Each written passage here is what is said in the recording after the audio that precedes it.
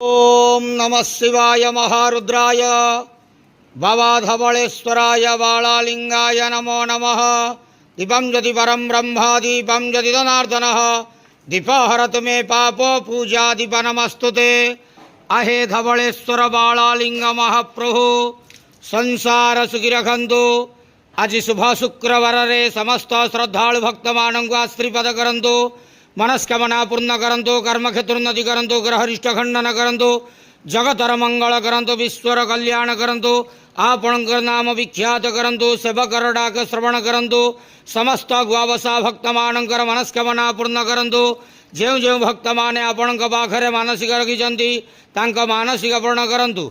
बाबा धवलेश्वराय बालालिंगाय नमो नमः। संसार सुखी रखंतु आनंद के वार हरि बोलो। आज शुभ शुक्रवार रे समस्त श्रद्धालु भक्त मानक आश्रीपद करंतु आनंद के वार हरि बोलो।